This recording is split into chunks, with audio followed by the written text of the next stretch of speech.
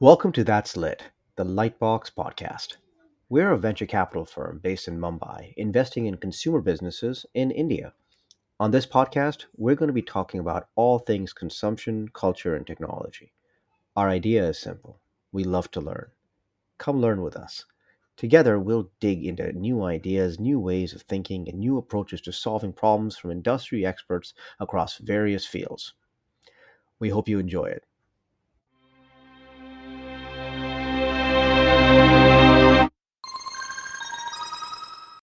Okay, so our guest for today's episode is Ajith Mohan.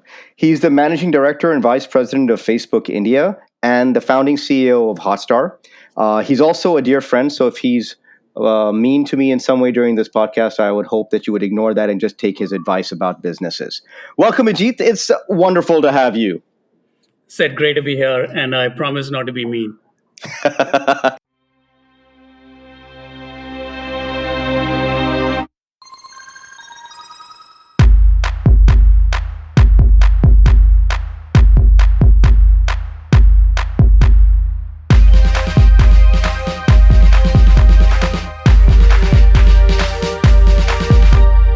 Hello and welcome to That's Lit, the Lightbox podcast where we talk about the things that make you go,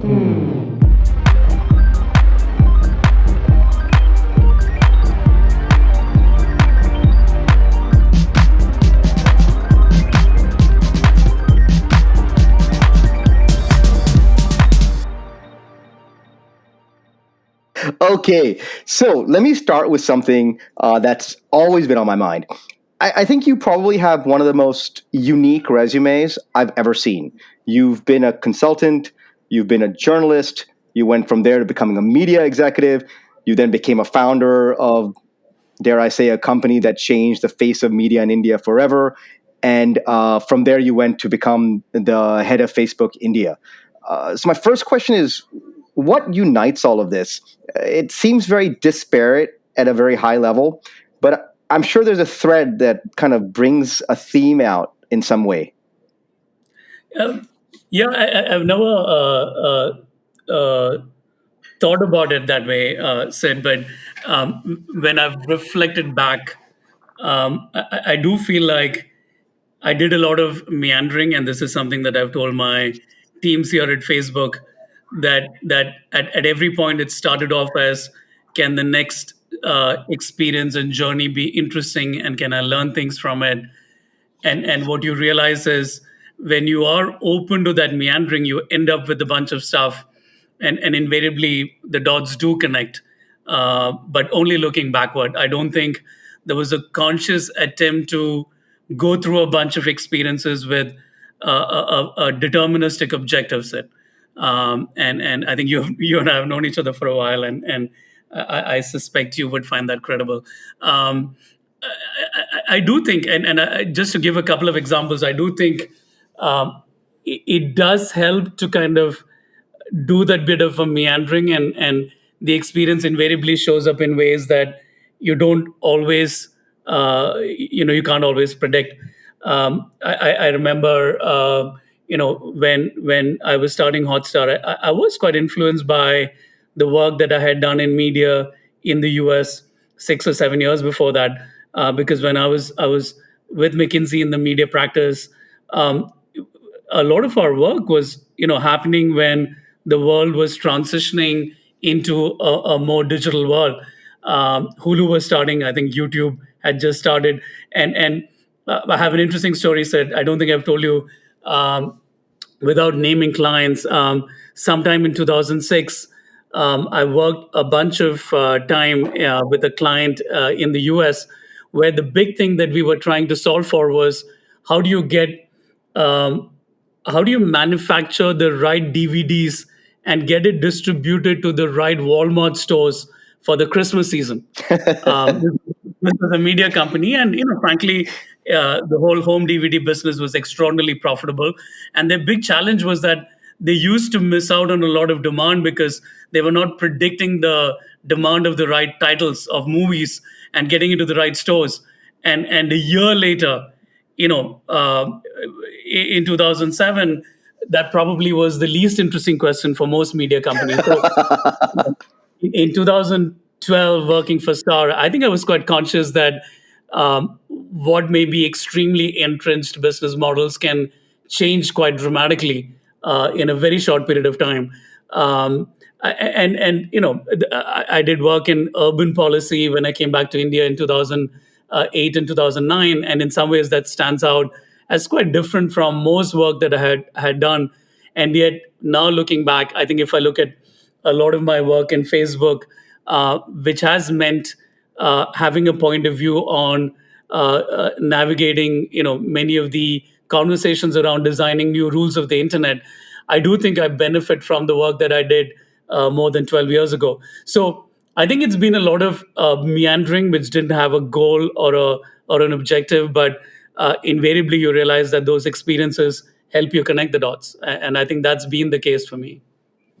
No, that's actually that's really interesting, and I think what really hit me right now while you were saying it is how much the experience of realizing the efforts you put in 2006 were short lived, kind of helped you think through um, how to kind of create a beginning for Hotstar, and I think one of the things that we love talking about on these podcasts is the idea of ideation, and I really wanted to dive in that with you anyway on ideation in general, and you've kind of given me that opening right now. So just to set the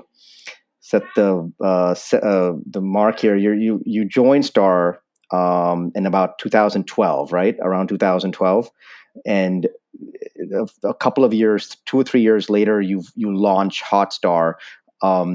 While you're there, what I'd love to hear, and please give us as much detail as you're able or willing to provide us with, the process of to make something like this happen. I mean, was there a whiteboard in the beginning? You sitting in a conference room with a marker?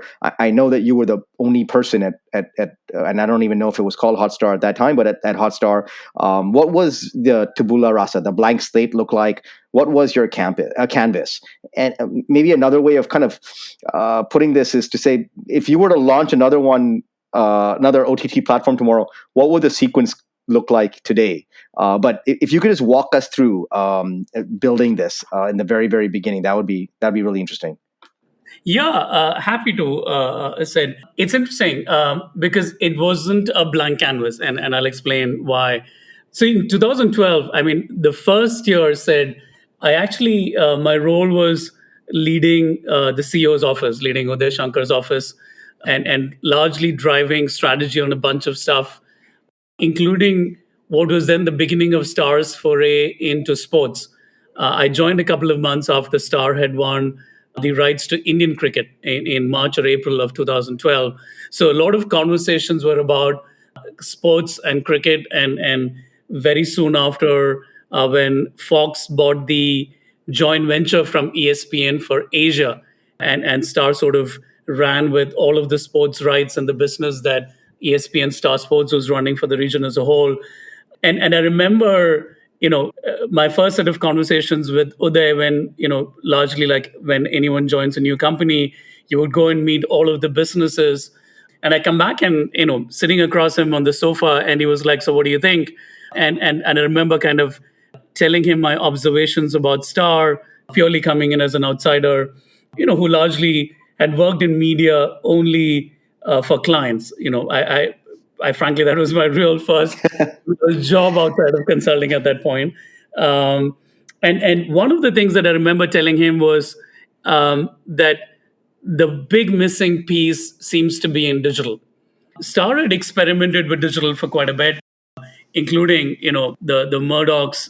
If you remember the history, at some point had News Corp had owned MySpace. In India, there were a bunch of acquisitions done. I think going back even as early as 2007 or 2008, and yet I was quite conscious of the history of media in the US, and especially YouTube and Hulu. And for me, I kind of called out that I didn't think there was a purposeful sort of digital business. And we had that conversation, and then for the next year, we my mind and my effort with Uday and the team were focused on a bunch of other things.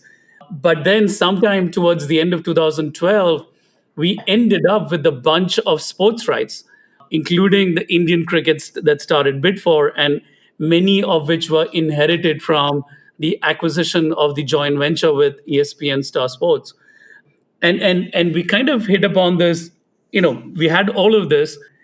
I surfaced this idea of we should start experimenting with the sports streaming service, and this was in 2012. And you know I think, as you would know, Sid, and most of your listeners would as well, that world looked quite different.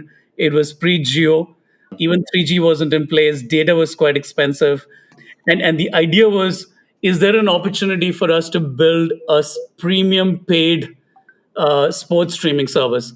And we kind of put it together as a project, actually.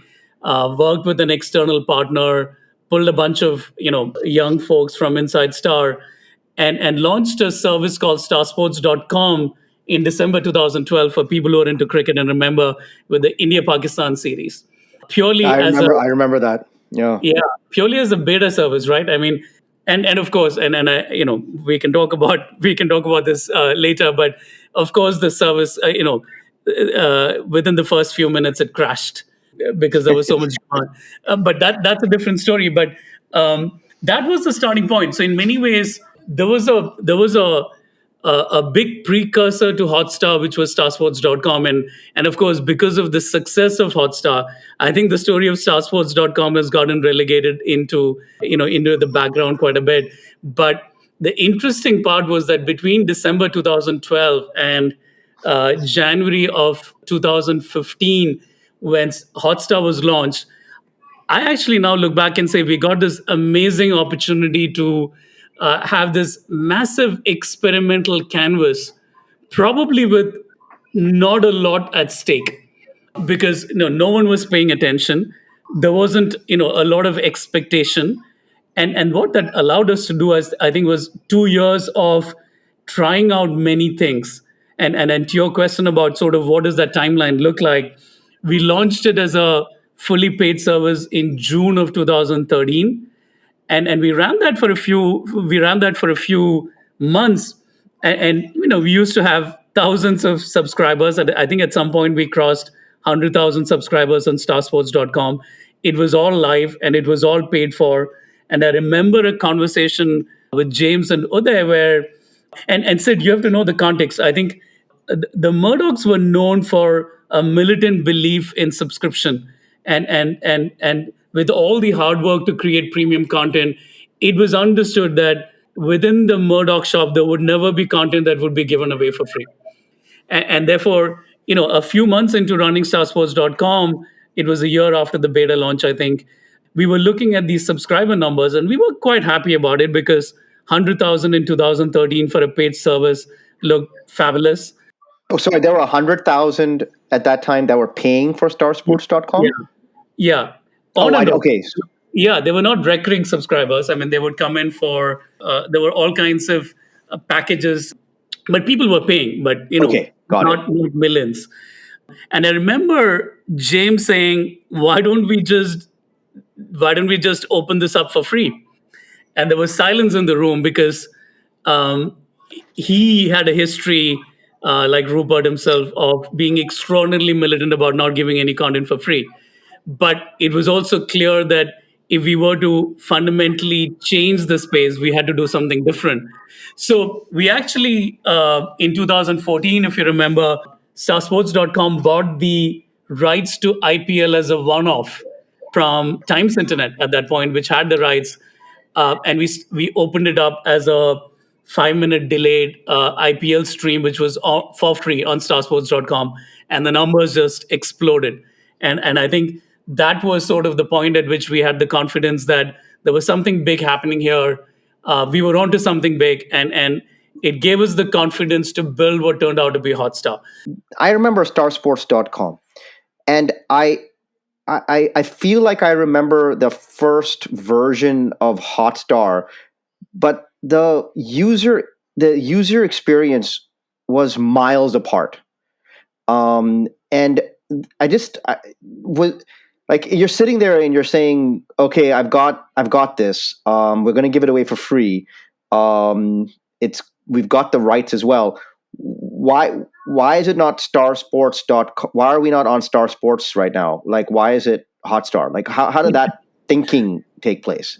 Yeah, it's such a great question, Sid. And uh, by the way, this was one of the questions that created probably the most amount of enormous debates and I would say intellectual fights in the company for a period of almost 2 years, because there was a time when Hotstar had launched in 2015.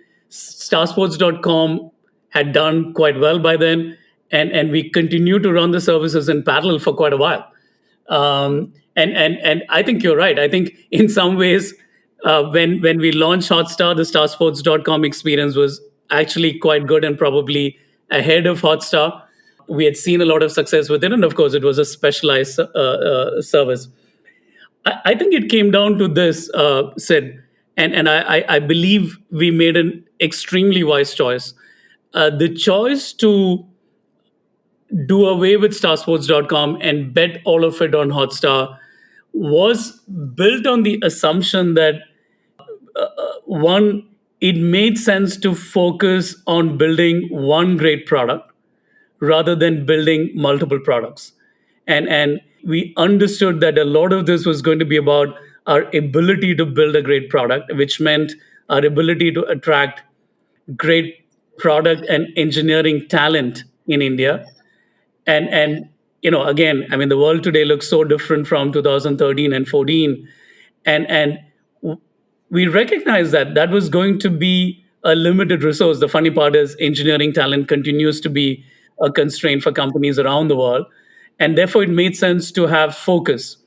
I think there was a second interesting one, which is was a bit more nuanced and kind of drove some of the debates in the company. A lot of the wisdom at that point was that people came in on the back of affinity to different television channels, Sid. And therefore you can understand that for many stakeholders inside Star who had built amazing businesses in entertainment and movies, and by that time increasingly in sports, um, it was very logical to assume that the digital business should be organized around channels, because that was the entry point for consumers on television. It was working really well. And the counterpoint of view that some of us advocated for was that in the digital world, it obviously brands mattered, obviously the content mattered, and we discovered pretty quickly that a show that did really well on Star Plus did really well online as well, and that continued to be the case for Hotstar. And there was a reason for it, right? I mean, consumers had huge affinity for these shows, and therefore it mattered a lot. But the counter argument was that for consumers, once they came in, it was the quality of the experience that we were able to build. And that while the hook may have come on the back of a big cricket match or a great standout show on Star Plus, the longevity and the stickiness of these consumers staying on Hotstar and spending a lot of time on Hotstar fundamentally relied on how we were able to surface other shows and other movies and other sporting events for those users. And therefore to fragment it as we had a sports service, or to fragment it on an organizing principle that was based on channels, just was not the right translation to the digital world. And I think it turned out to be the right bet. I think by aggregating Hotstar as a combination of content across channels and across content across categories, I think we were able to build a service that appealed to a large number of people, while of course raising the bar on the product, that you had to have an experience that surfaced content and allowed people to come into Hotstar on the back of a hook, but ended up that they were discovering other things. And the Uber learning here, said, for probably many of your portfolio companies as well as many of the listeners, is that very often the debate inside companies, and this can be true in companies large and small, is that you can be so influenced by your historical and legacy success. And frankly, those arguments can be very credible, and especially at a time when the history of it is very clear, but the future of it is unknown at that point. But sometimes you just have to break away from that legacy. You have to walk away from it to build something new for the new world that is emerging. No, absolutely. I think you hit on two very large points in this, in the thinking, from going from Star Sports to Hotstar. One, and I want to kind of jump on both of them. One is, of course, building your team out, and you hit on even engineering talent. I'd love to hit on even product talent in there as well. And the other is just content. And I think, whether it's legacy or not, the idea of channel versus aggregator platform, and what makes sense and what doesn't. Of course, in hindsight, everything makes sense the way you've done it. At that time, I can see that being a major discussion, and rightfully so to have. So I'm going to hit on both. Let me start with the team. So Ajit, you're the founding CEO. You're employee number one. What I wanted to kind of understand is how you think about building an organization around you. You've got a lot of legacy people from Star Sports, I guess, from an engineering and product standpoint, but you've got to build this. Now you got to build this company, right? How do you start thinking about org structure? And quite honestly, who's your first hire? Like, what was the first go-to person that you need to fill? And then from there on, what are the most important hires you think about in this? Yeah, I think it took us a while to get it right, Sid. And one of the choices, and what you were alluding to as well, sort of the first version of Hotstar and how it evolved, we had made the choice to rely on an external partner to build that first version of Hotstar. And I think we realized pretty quickly, and especially on the back of the early success that we saw, that if we were to build a real consumer tech company, we had to drive product and engineering ourselves. So, in some ways, I think we made the classic mistake that I think many traditional companies make in terms of assuming that the technology part is something that you can leave to an outsider to fix for you. And in some ways, I think it reflected the thinking, 8, 9 years ago. But I thought we did a good job in recognizing that this depended on us getting product and engineering right.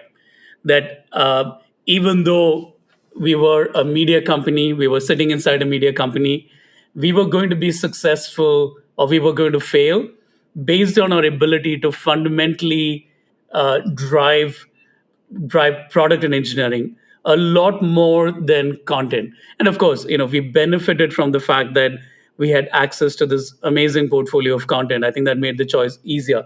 So I actually spent, I think, close to a year and a half hiring what I think turned out to be one of the most consequential things as the head of product, someone who Varun Narang, who then ended up leading product and engineering from then till a couple of months ago. Someone who had been a part of Hulu's founding team. I had huge respect for what Hulu had done. I think they were definitely one of the pioneers in streaming, and remarkable given that it was started by a few media companies working together. And I remember making an effort to get Varun in 2014, even before Hotstar. It took almost a year and a half to convince him. He was definitely, in my mind, one of the most consequential hires, and recognized our shift in terms of from being, yet another media company trying to do something to, I think, what was the essence of Hotstar, recognizing that we were going to be a consumer tech company. And I think from then on, I think we were able to, in my mind, build a fairly diverse team set. And I think it goes to the heart of your question, I suspect, which is how do you build a team, and what are the kind of things to look out for? By the way, it's interesting said that even today, a disproportionate amount of time of the Facebook leadership, starting with Mark himself, goes to thinking about how do we hire the best product managers and engineers in the world. Of course, I think in all of this, I think we are talking about tech companies and consumer companies, but I guess the generalized learning is, it could be product in any industry or category.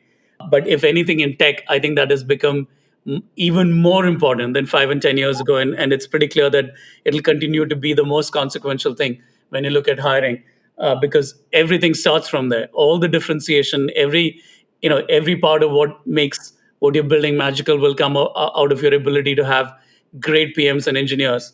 I would say beyond that, I do think for anyone, whether that's a first time entrepreneur or people looking to build scale, and frankly, if I look at the team that I have around me at Hotstar today in India, or if I look at the people around Mark, or even the team that I built at Hotstar, I do think two or three things matter. I think one thing that I've never gone wrong on is hiring people who are very extreme on openness.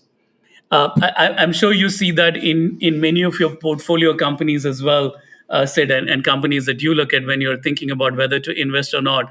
One of the things that I have come to realize is that there are a lot of great people in the world, and they check box on great problem solving. They bring in a lot of experience. They've been tested, but I do think one of the markers for great leaders and invariably great teams is how agile and open are you. And I've realized that people who are militantly open, who don't come with the assumption that they have cracked the answer, tend to be the people that will help you sort of chart new frontiers. And one of the things that I look for is, can this team find a way to make decisions? And that's how I frame it. That can this founder and can this team around the founder find a way to make decisions? Because what I see is that there are lots and lots of ventures that have great people, but they get stuck when it comes to evaluating the inevitable fork in the road, right? At Hmm. any stage, whether it's a small or a large company, you will be confronted with making hard choices. And what I've realized is that many companies and many teams just are not able to make a choice. They either get paralyzed in the complexity of the choices, or they find it difficult to change their course. And all of it comes from fundamentally having people who are open. And that openness and agility, I think, allows you to help make decisions. And not making decisions invariably for early stage ventures, in my mind, tends to be one of the biggest risks. I think the other one is diversity. I think we are all conditioned to hire people like us, Sid. And I now have the deep belief, based on learning of what has worked and not worked, it never works. I think it absolutely makes sense to look for people who are not like you. And the last one I would call out, Sid, is aggression of ambition. I think you never go wrong when you hire people who have a very strong sense of the kind of impact that they want to have in the world. What was the most difficult role that you found for yourself? I mean, and I agree with you tend to feel comfortable hiring certain roles in life, and some roles you just are much tougher, just depending on who you are as a person, as well. For you, what was the most difficult role to hire for in the beginning? I think it was Varun's role as the head of product and engineering, because it in many ways it reflected a fundamental shift at Hotstar in terms of how we were thinking about the future. And as you can imagine, it also meant that you had to recognize that you were bringing in a leader and you were trying to build a bunch of capabilities that, frankly, at that point I didn't have. And I think you know this, said. I think the challenge in companies when you're the founder, or you're even in the early cohort of employees who came up with the idea, who were driving the effort to build the product or scaling up, is the minute you get success, people attribute all kinds of magical powers to you, right? Right. Uh, that they start assuming that you are the best person in the room to take a call, and I think the hardest thing at that time is to recognize what you're good at, and what you may not be good at. And in this case, I think it was recognizing that it wasn't just about what I wasn't good at, but it was also about that this person had to help me fundamentally build a very different company, a very different set of capabilities within the confines of what was an extraordinarily successful legacy media company. As the founder and as the leader, I would still have to give direction to the product, but I didn't have to pretend that I'm the product manager.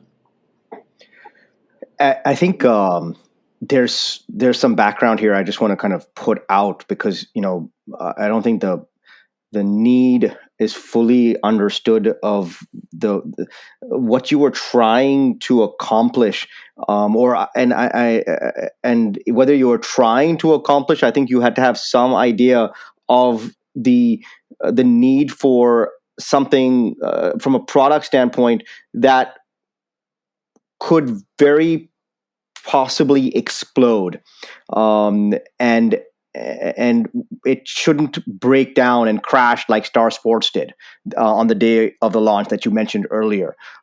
Because I think Hotstar broke all kinds of records, right? I mean, it was at 1 million downloads within like some 5 or 6 days of launch, and by the 10th or 12th day, it was at 2 million downloads. I mean, it was unheard of, right? On Android, Google had never seen anything like this.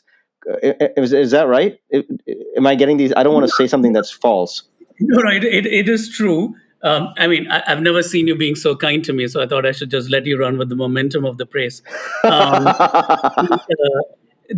but yes, but I think I must caveat this that I don't think at Hotstar we imagined we would be so wildly successful, right? So, um, and that invariably is the story of many companies. I mean, I remember reading about Facebook in its early days and how Mark was going around putting servers in the office because the numbers just kept going up, and in some ways, I think Facebook was wise enough to build massive capacity ahead of time, at a time when a lot of peer companies couldn't handle the traffic, and was one of the reasons why they didn't manage to kind of sustain themselves. But I don't want to pretend that we knew that it would be wildly successful in Hotstar said.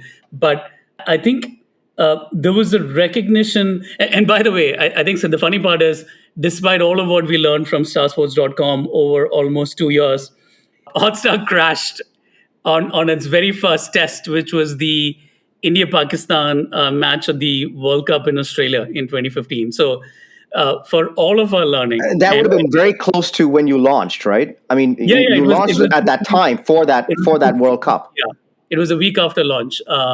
It was 2 weeks after launch, but this was sort of our first big moment. I mean, we had done a soft launch, and we were kind of test driving it, but for all practical purposes, this was day one. This was launch day, and we crashed. And you can imagine the not so fun phone calls that I had to take from of course my leaders in the company, as well as the reasonable amount of abuse from consumers as well. It was the India Pakistan match, right? I mean, if there was one thing that we could get wrong, it was that. Um, but I think it again, we had learned the lesson, but I don't think we had learned it enough. And of course, I think as you mentioned, I think the demand was sort of beyond the wildest assumptions that we had. And of course, the other part is the ecosystem as well, right? In early 2015, probably on that one match, we were generating CDN capacity and demand that was several times more than what India had seen in total peak demand, right? So even partners had to go through that moment to realize that something fundamental was changing here, and they had to now build capacity for India that they had assumed would come 5 or 10 years from that point. So, I mean, there's one way to look at it is, these were such big transition points that there was no way to predict it. But I think to the point that you were highlighting, said, I think it came down to, in the context of a media company, to recognize that this was a different monster. It's not that big cricket matches have huge demand on television as well, right? But given cable and satellite technology, you didn't really have to solve for 100 million different from 1 million.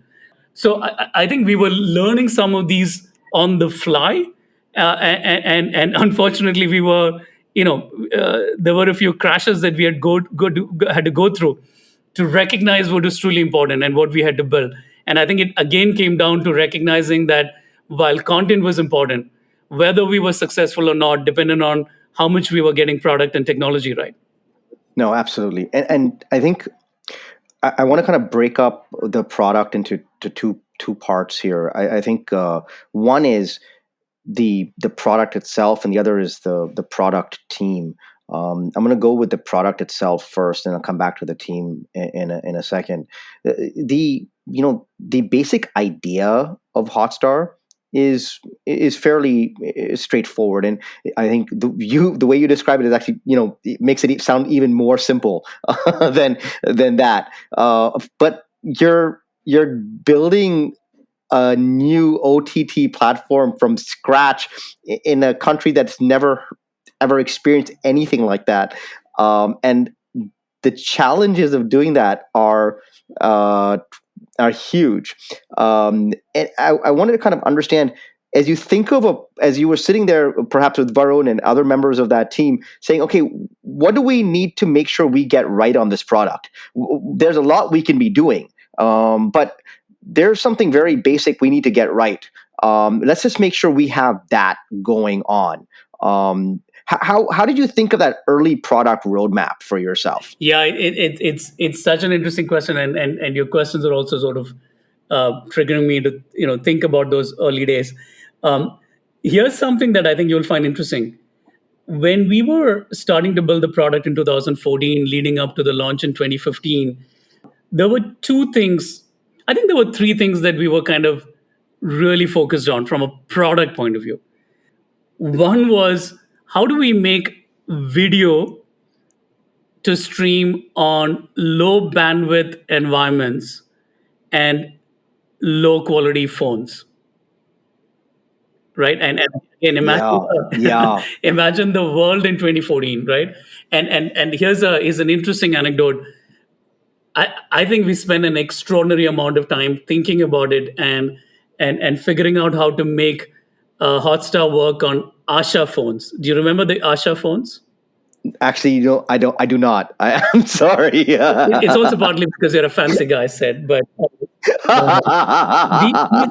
No, I remember lemon phones and Micromax. I don't remember Asha. these were the Nokia sort of entry level phones, which were kind of smartphones, but not really, but at a price point that was really affordable. And at that time, it had a significant share of the market. We wanted to make sure that once we launched the service, it was accessible to everyone. We didn't make the choice that it's okay if we start with a service that just worked for the very top end. So there was, and I think there was a mindset that I think was inherited from Star, which is that we had to solve for mass audiences. And I do think we benefited from inheriting that mindset. But by the time, so that was one. The second one was, because of the experience of Starsports.com, we knew that in the case of cricket or sports, we had to solve for massive concurrency. But massive was defined as somewhere between 500,000 and a million. And you have to remember, I've forgotten the numbers now, said, but this was at a time when most people around the world, including people from the tech world, were telling us that there is no way there's going to be demand for live sports which is no more than 200, 300, 400,000, right? So we thought we were being extremely ambitious by setting the milestone well above that. So but we benefited from the challenges that we had for those 2 years before Hotstar launch. So that was the second thing.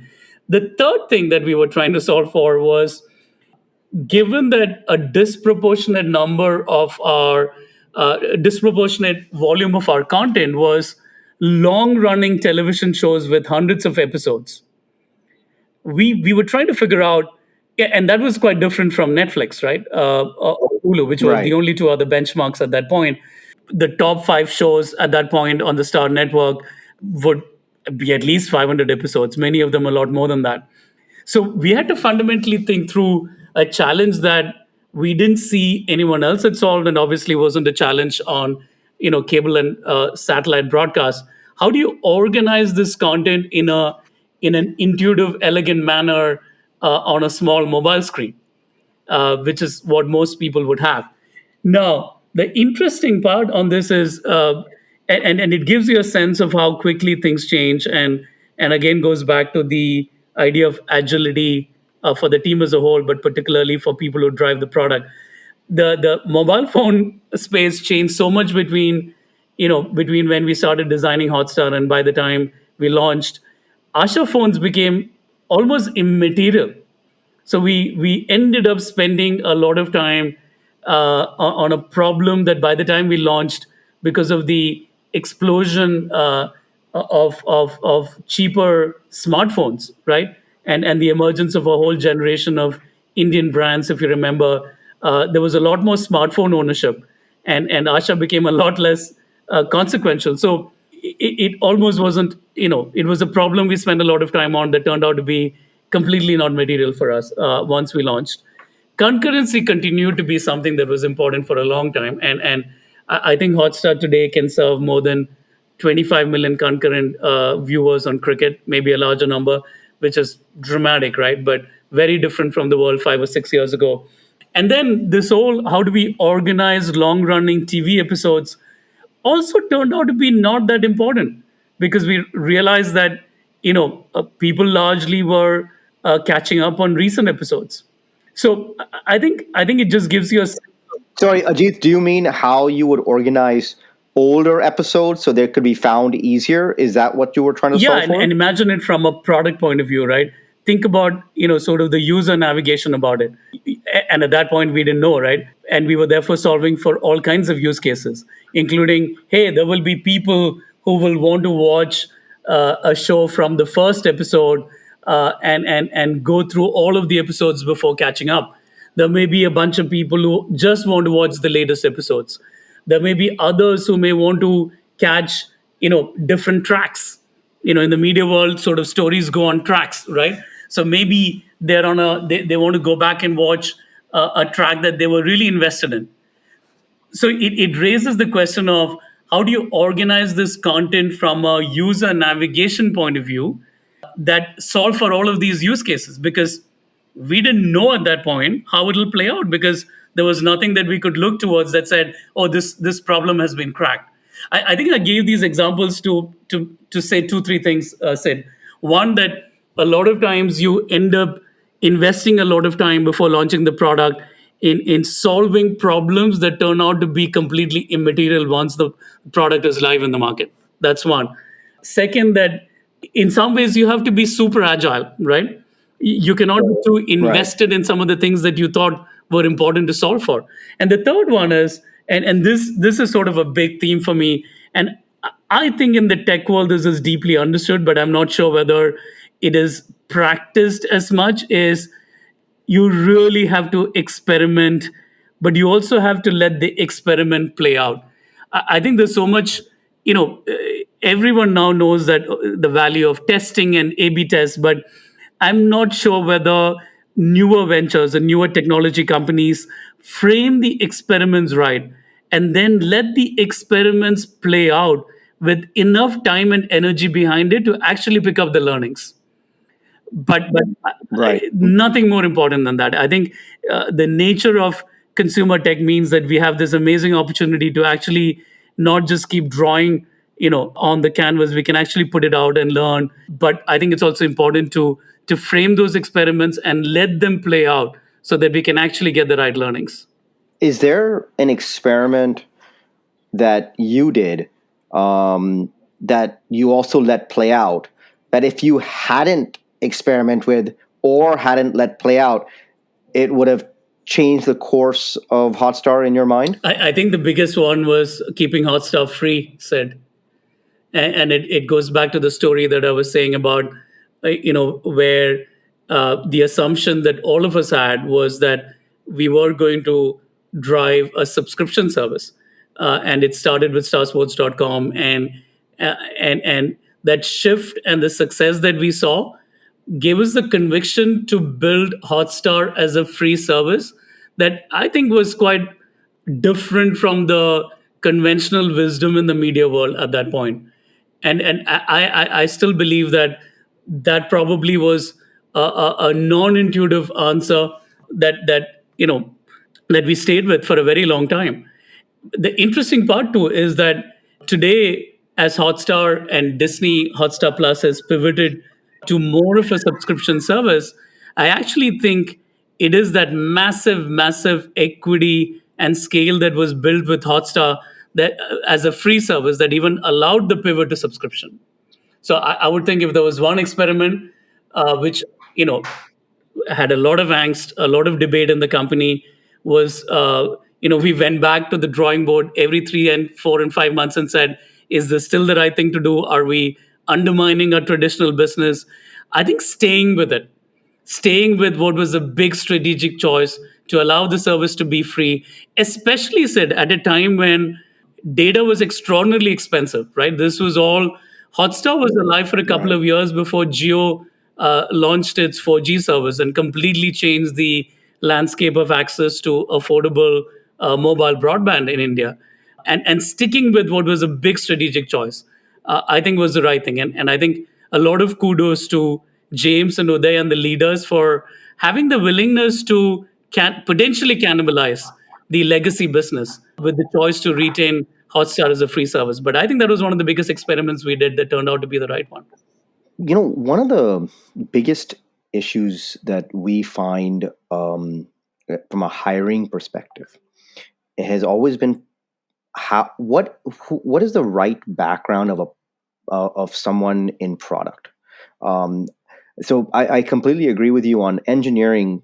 Engineering talent is it's hard to come by because they need to have a certain kind of education and exposure and experience. But it's quite clear what they need that experience, exposure, and education in. The problem is very few people have that, and so there's a lack of that talent. When it comes to product, there's no shortage of people that call themselves product managers or are have worked in product, but it's very difficult, especially for founders that are starting off, to know, look, when I'm looking for someone, what should I be looking for? Because title of the previous job slash education isn't like a shortcut in product, if when you're hiring. So as do you have any?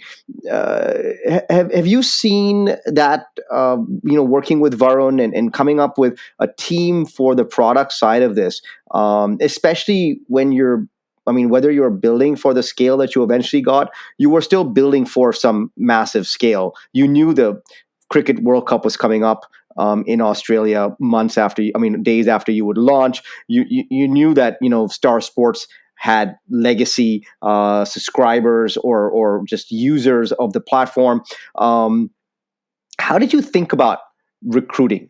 The right people. Where did you go to find them? What channels did you use? Did you go to campuses to recruit certain kinds of thinkers? Did you go to other companies? How did you think through this? Yeah, I think great question, Sid, and I think you're right. And if I think the product manager world, I'm just reflecting on the product leaders and managers in Facebook as well, and I think there's a lot of diversity in the profile of successful PMs in Facebook, product leaders in Facebook as well, and yet if I think through sort of my learning at Hotstar and what I'm seeing here, I do think there's some commonality, and I'll come back to addressing the question of hiring and recruiting. Said there's some pattern here.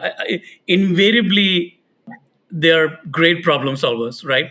I've seen a lot of product managers who have a computer science background, some who don't, and yet the consistent themes seem to be people who are good problem solvers. So you will see journalists and people who have worked in strategy consulting roles coming in and doing really well. The second one is people who can think through the process of eliminating friction, and you can pick that up, right? I think and so much about building a product is thinking through how do you reduce the friction, how do you make it elegant. And the last one I think is to look out for is, can this person make tough trade-offs and choices? And that's the one big thing that I've learned in the product context. It's invariably not about not knowing what to do. You invariably have so many choices, as you think about evolving the product. The heart of it, the most successful product managers seem to able to do fewer things, and find mechanisms to prioritize the few things to do rather than going after many things that seem attractive. And I'm sure, Sid, you've been in conversations. You will never be short of ideas, right? Right. And especially at early stages of ventures, the teams will be throwing multiple ideas at you. You'll never be short of ideas. I think it's about how do you sort of distill it and have the courage to focus on a few things. And these seem to be sort of the patterns that I've seen in terms of the product world and people who have been successful in it. In terms of recruiting and hiring, I have to say, Sid, the world in India today looks quite different from what it did 6 years ago or 8 years ago. I think because of the extraordinary explosion of entrepreneurial activity in India, there just are now there's a deeper bench of product managers and designers than was the case maybe even 4 years ago. So I do think I remember in 2012-13 there was a sort of a narrative that look, it's easy to hire engineers in India, but a lot more difficult to hire product managers and designers. I don't think that was true then, but it's definitely not true now. And from a hiring point of view, actually, if I look at the first set of product managers, the ones who transitioned from Starsports.com to Hotstar, many of them were new to the role. I mean, many of them had transitioned from other journalist roles, and yet they turned out to be some of the best PMs in Hotstar. So we definitely leveraged on sort of that benefit of having that service that we ran for 3 years. The other thing is we were fairly aggressive about recruiting, Sid.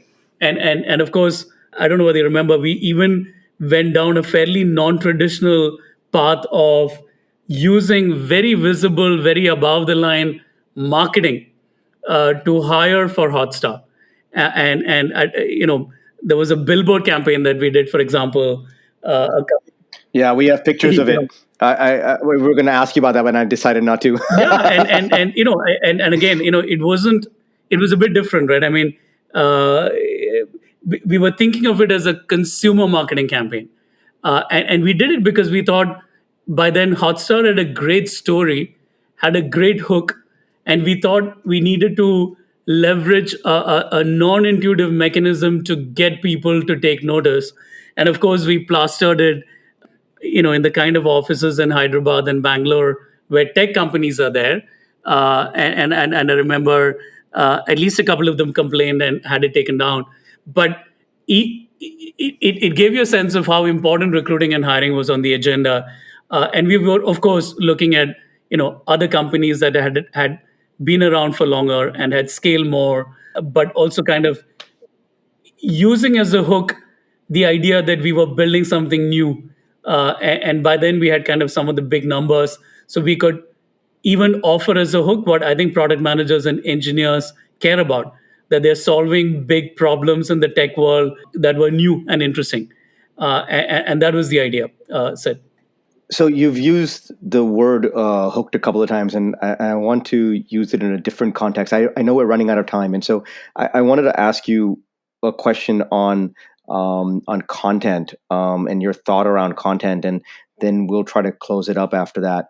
Uh, one of the big things that you mentioned earlier when you were thinking about content was saying, "Look, I'm going to bring people in through sports, but then I want them to start digesting other kinds of content on this platform, not on not and not have to go back to their traditional way of consuming that content on television."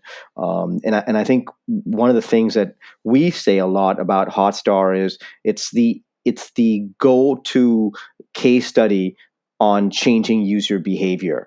And in fact, the interesting part for us is that as much as it was perhaps um, a no-brainer to say, all right, I've got the Cricket World Cup going on. You can now watch it anywhere you are. I remember you had a commercial saying that even if your lights go off, don't worry, you don't need electricity to watch the match. You're changing your massive user behavior change has to take place not only for that sporting event, but for you digesting all of this other content on there, and you're trying to hook people to now digesting a whole lot more content than they would normally because they've got the platform on them all the time.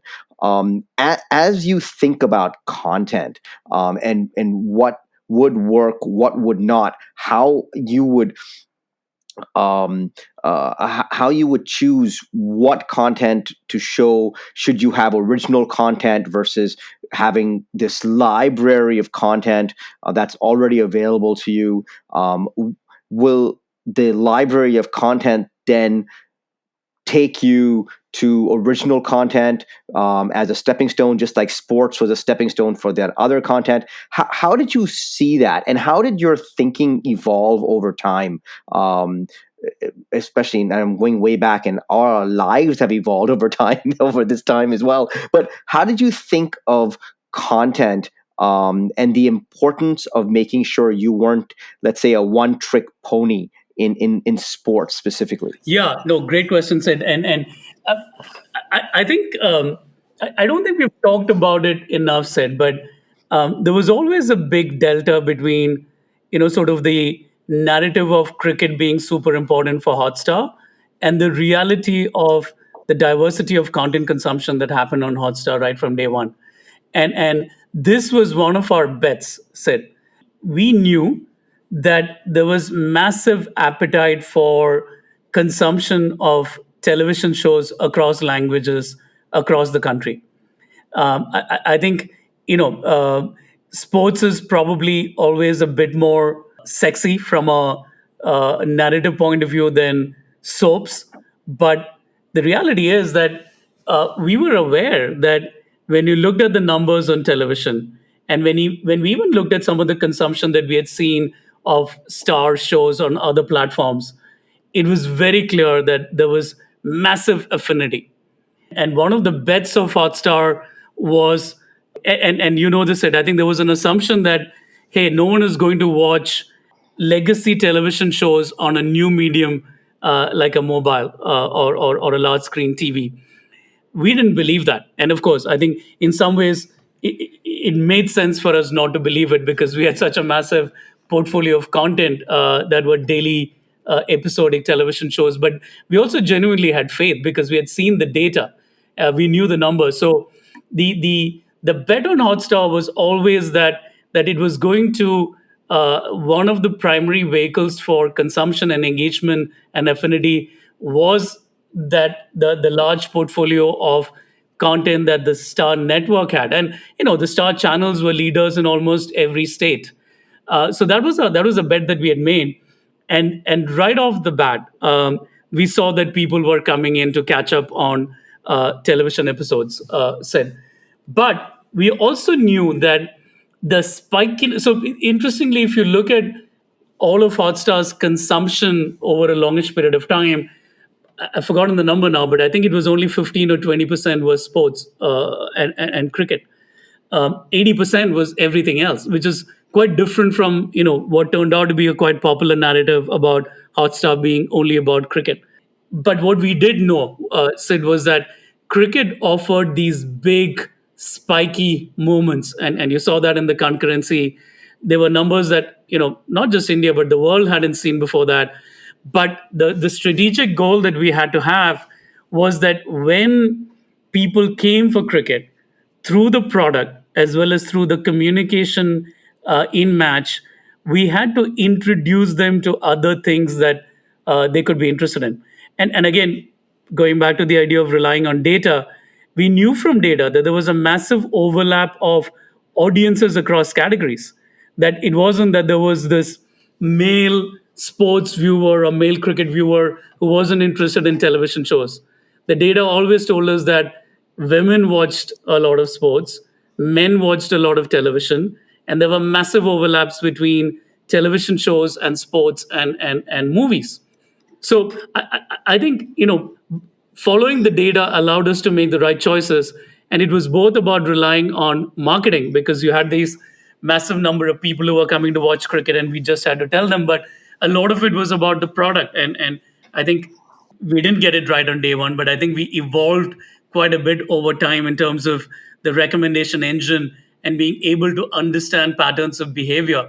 And as we knew more about people who were coming, and the other one was, the point that you made about original content, and two big things to call out here. I think because there was a lot of belief that we actually had a portfolio of content in the traditional TV shows that were quite important.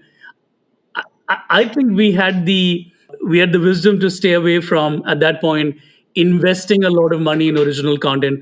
Although that was the big story, right? I remember every time I spoke to a journalist, even in 2015, it'll be like, "Oh, when are you commissioning an original show?" Because the dominant narrative, the dominant story people told each other was that finally you needed to have originals for people to watch a streaming platform. We just didn't believe it's it. And I do think there were two learnings there. One is, I think, which may be relevant for many of your companies or your viewers. One is, I do think it's always important to not get too carried away by the big popular narratives and stories that may be floating around. I think it's best to discover the answer for yourself based on the data that you're seeing. And second is the idea of economics. One of the reasons why we didn't go for originals at that point was not just that we thought that we had a pretty compelling portfolio of content, but we didn't think that the investment model behind originals was going to work without having a thriving subscription business, which Hotstar today has. And you see now the investment in originals.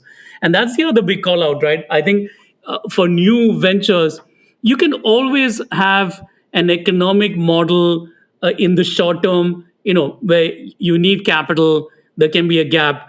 But I think it's quite important that at least you need to know, beyond sort of the short and medium term, do you have a path to an economic model that is actually sustainable?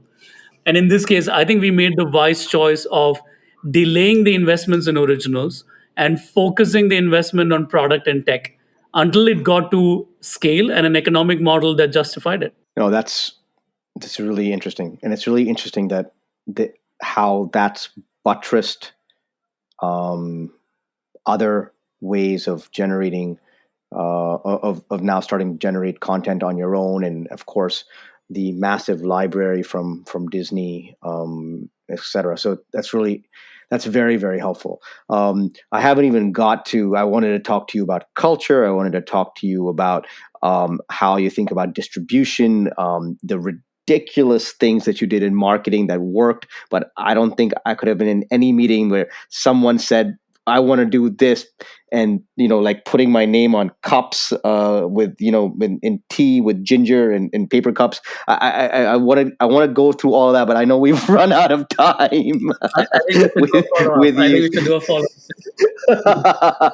But thank you so much, Ajith, for this. We will definitely have to do a follow-up on some of this stuff. But thank you so much for being with us. Thank you so much for answering these questions. If you have to give one quick piece of advice to everyone kind of who, and most of whom are working at a startup or starting a startup or running a startup, just based on your exposure and experience as a founder, as a human being, what would you say? I think that there are so many exciting frontiers out there, Sid. I think you know it from the exciting entrepreneurs that you're talking to. Jump in, and so long as you're open, there's such a massive canvas to have impact. That's great, man. Thank you so much, Ajith. Thank you very much. Thank you, Sid. Really enjoyed this. Thank you for having me on the show.